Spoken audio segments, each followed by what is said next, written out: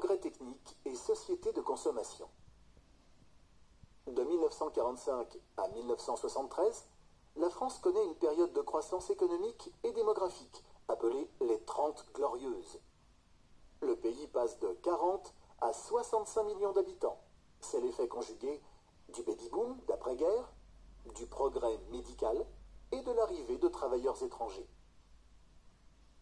Le plan Marshall, mis en place par les États-Unis, aide la France à relancer son économie. En 1951, elle reçoit à ce titre 2 milliards de dollars. La reconstruction du pays et le besoin des Français en produits de consommation stimulent la croissance. Cette forte demande procure du travail à tout le monde. On fait même appel à des travailleurs immigrés. Mais la répartition de l'activité évolue. L'agriculture devient minoritaire, alors que le secteur des services est en plein essor, notamment grâce au travail des femmes. Le salariat se généralise. Tous ces bouleversements font que les campagnes se vident au profit des banlieues, où l'on construit, dans l'urgence, de grands ensembles. Les revenus des ménages augmentent, tandis que les prix baissent. Les Français en profitent pour améliorer leur logement, d'autant qu'ils découvrent de nouveaux matériaux tels que le nylon ou le plastique, et surtout les appareils électroménagers. De nombreux foyers s'équipent en réfrigérateurs, machines à laver, etc. De plus en plus nombreux sont ceux qui ont la radio, le téléphone ou la télévision.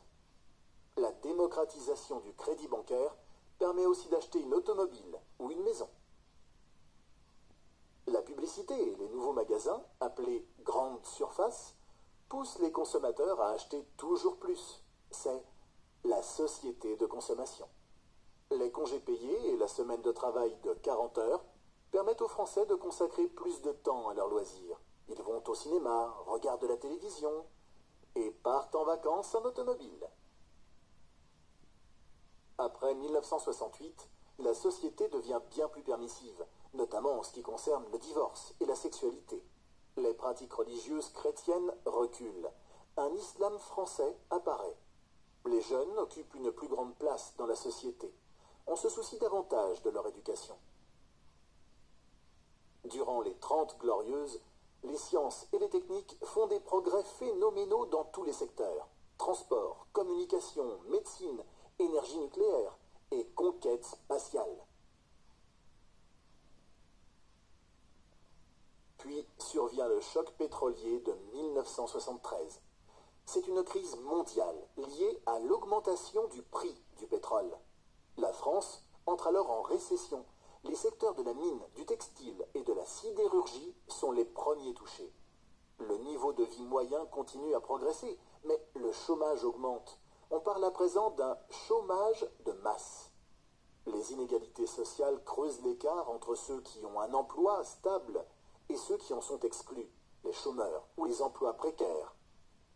Aujourd'hui, nous évoluons dans une société de communication. Nous sommes informés en direct de tout ce qui se passe dans le monde.